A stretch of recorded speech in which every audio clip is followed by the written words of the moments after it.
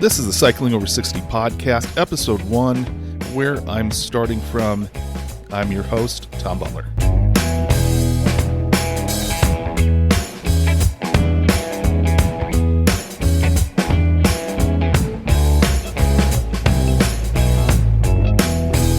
Hello.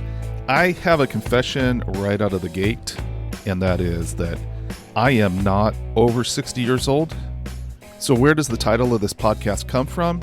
Well, I am 59, and I have lived in the Seattle area since 1997. And since then, I've had this dream of riding from Seattle to Portland. The annual STP ride by the Cascade Cycling Club has been something that I've always wanted to do. Well, I'm 59 right now, so what that means is the next opportunity I get to ride the STP, I will be over 60. So cycling over 60 is what I want to be doing, and what I want to do for years to come, and this STP is a way to launch that. So this podcast is a way for you to follow me on this journey that I have of doing the STP, but more than that, being fit and healthy. I'm not that now. I'll give a rundown in a bit about where I am, but I'm hoping that you enjoy my struggles, my challenges, my successes, and the information that I am going to glean with you listening in from some of the experts that are around me. So we are going to make this a focus on life, a focus on living, a focus on enjoying what life has to offer.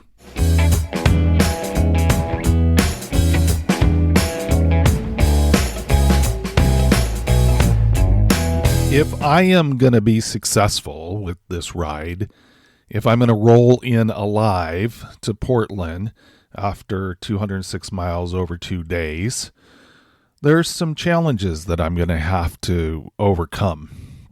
The first one of those is I am almost 60 years old. Now, the thought of trying to get into shape at 60 doesn't seem as big to me as it would have been, generations before. We've learned a lot about what it means to be fit and how to get fit safely. There's a couple articles I'm going to link below. The first one is you can start exercising after 60. Here's how. And that is by the Cleveland Clinic. Another one is exercises you shouldn't do anymore after 60, say experts. And that is from the website Eat This, Not That. So these are examples of what we have learned about getting fit after 60.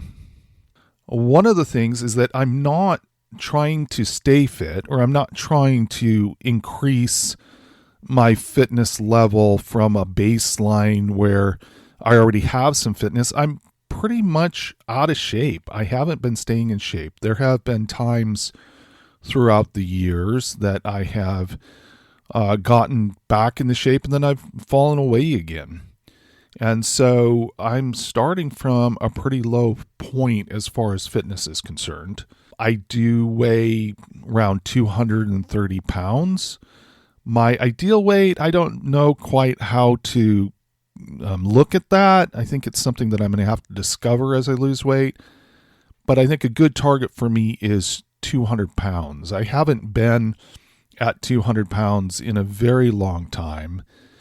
And so I think, targeting that, trying to get down to 200 pounds and see how I feel at that point, that's going to help me determine. But I do think that probably somewhere under 200 pounds is a place to be. I'm quite a ways away from that, so I can kind of focus on that goal. I mean, immediately, I want to get down to about 210. But we'll see what happens, and I'll be talking to people that can kind of help me judge how to lose weight safely, effectively, especially while I'm training. We'll have some of those discussions. I also have high blood pressure, and I take medication for high blood pressure. It's pretty well controlled at this point, but I really want to get off that medication. And I know that the weight is part of that, and I know the lack of fitness is part of that. And I am on top of that pre-diabetic. So it's kind of a typical American older overweight story where I have both hypertension and I'm pre-diabetic. When I was diagnosed as pre-diabetic, I made some changes that have significantly helped, but I know that the fitness and the weight loss is going to do a lot from keeping me from having full-blown type 2 diabetes. Another challenge I have is I have foot pain. Now, it has not impacted my cycling at all, which I'm thrilled with. But if I am on my feet, I do have an area of my right foot that gets really inflamed. I'm hoping that, again, along the way, it will continue to not be aggravated by cycling, and that maybe I can even find somebody who can help me figure out how to manage that inflammation better. One of the big things that has contributed to a lot of my health issues is that I don't have the healthiest relationship with food. I've always seen food as something to use to celebrate with. I love rich food. I love sweets. One of the harder changes that I made was just giving up sugar altogether. And I'll talk a little bit more about that journey. But, I see food in a way that it's like I live to eat rather than eat to live still. And I've made some really positive changes, but that's still an issue that I deal with. I have a master's of public health. I have a lot of information in my brain about what to do to be healthy. I'm surrounded by a lot of healthy people, and I'm surrounded by a lot of people that know a lot about what it takes to be healthy and health habits. So I think a really good question is like, how did I get to this place? Overweight, hypertensive, pre-diabetic. And the answer to that is it's a mental thing. At one point, I got pretty discouraged. I got pretty depressed. I still deal with anxiety. But when I was in the low part of my life, I just gave up. Really, I just didn't care. I didn't care about being healthy. I didn't care about living a long time. I just really was in a bad place emotionally. And I had to confront that place, and I really had to pull myself out of it. And part of it was just being there for the people around me.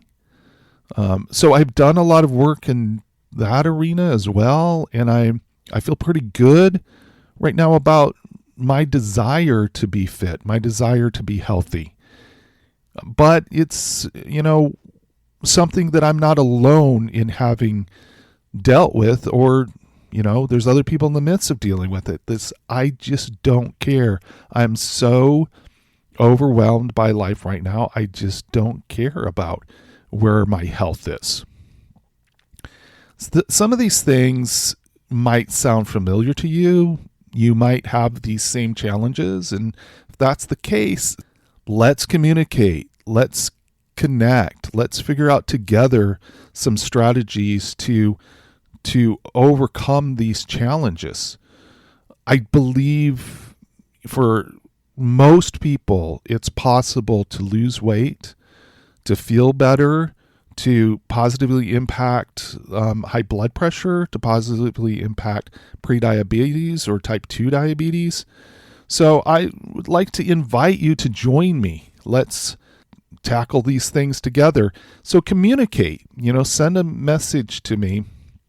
And I'll give my contact information links below, and reach out. Let's focus on working together, communicating, supporting each other so that we can accomplish some great things as far as fitness is concerned in 2023.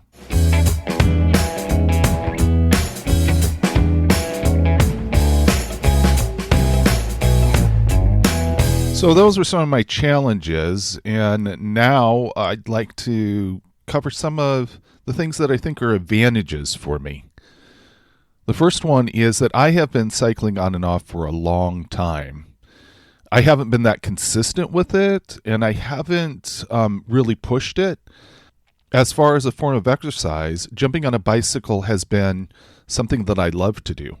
And when I wasn't outside on the road, then a lot of times I was riding an exercise bike, a semi-recumbent exercise bike indoors. So having put in, hours and hours on a bike does make a difference.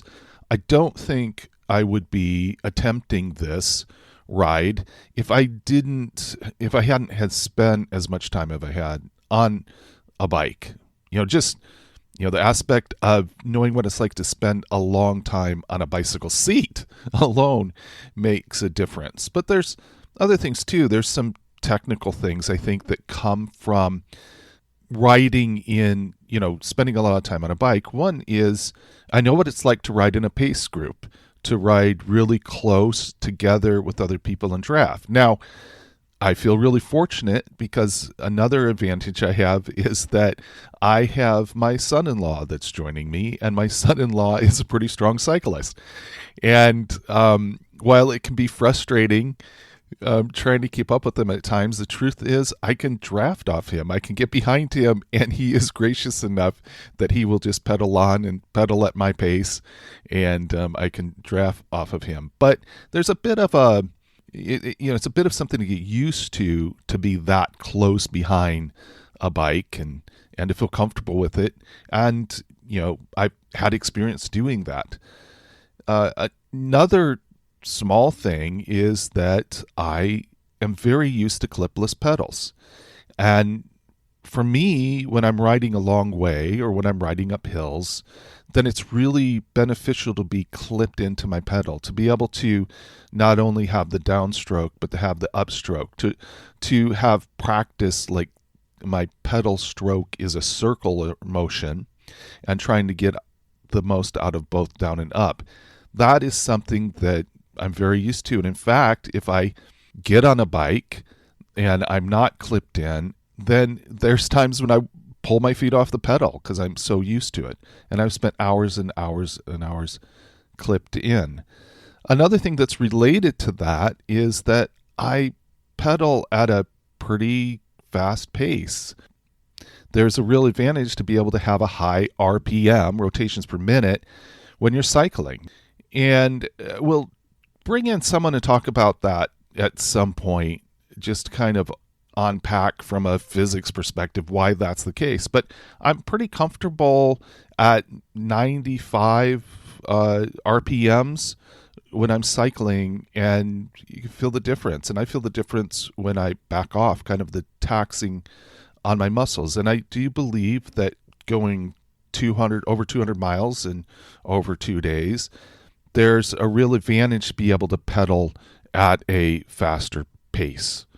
I have a new bike now that really fits me, and it fits me for long rides. I had gotten to the point where my old bike, it was just in an uncomfortable position for me. I think that, I've become less flexible as I've gotten older, and it was not comfortable. And so I would experience a lot of shoulder pain and a lot of neck pain.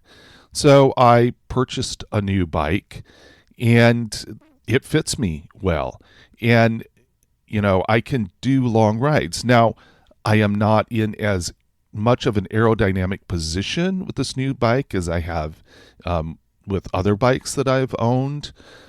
But as far as being able to hang in there longer, it's way easier. I do want to talk to somebody along the way here and ask some questions about my position. Is there a way that I can change my position a bit so that I'm still comfortable and yet a little more aerodynamic? And maybe that's something that I don't really need to worry about. I think it would be good to ask somebody that's really knowledgeable about, my position and being aerodynamic. When it comes to training, I'm going to have to put a lot of time in training, and I don't like being out on busy roads without much of a shoulder on them. I have a couple roads that I ride on that are that way, that there's not much of a shoulder, and it makes me uncomfortable. The cars are buzzing by very quickly and close, especially when there's two cars passing each other and passing me at the same time. That's uncomfortable for me. And so I am really blessed that I have excellent trails here, and I'll probably be talking somewhat about the Foothills Trail along the way, but it is just a fantastic place to ride. And so being safe as I'm out training, that's covered, and that feels like a great advantage. I also have good equipment for winter riding. Now, I am in the Pacific Northwest, and the winters are not severe. A lot of the winter, it's 40 degrees and rainy, 40 to 50 degrees and rainy. And so it's not like being in Chicago or something where I would be dealing with snow. So, I can get outside and train. I don't need to be inside all winter long training. Although, there are some times when I do need to get on an exercise bike indoors. It is cold enough to be an obstacle. One thing I feel very thankful for is that my joints seem to be in good shape. And I get nervous about that. But my hips, my knees, my ankles, they're all in really good shape. I don't experience pain there. I hope to learn along here and to have you kind of exposed to conversations. I talk about how over 60 do I keep my joints in good shape.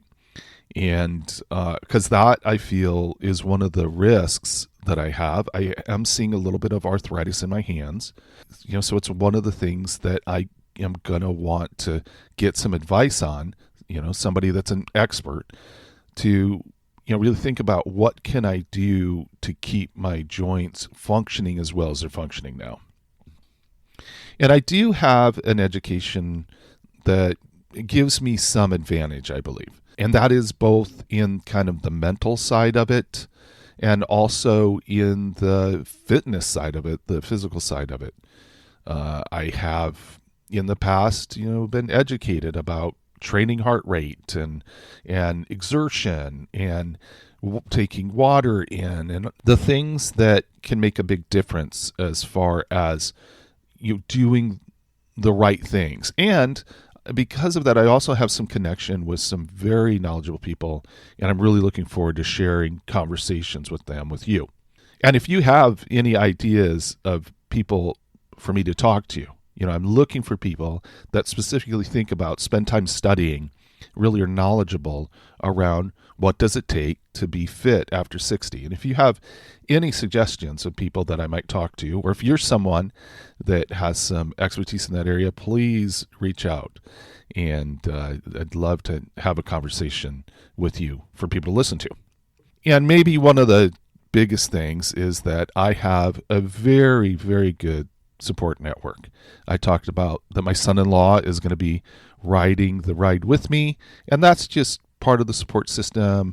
I have people around me that are very knowledgeable about fitness, very knowledgeable about healthy food choices, and it's great that I can rely on those people to really support me through this journey.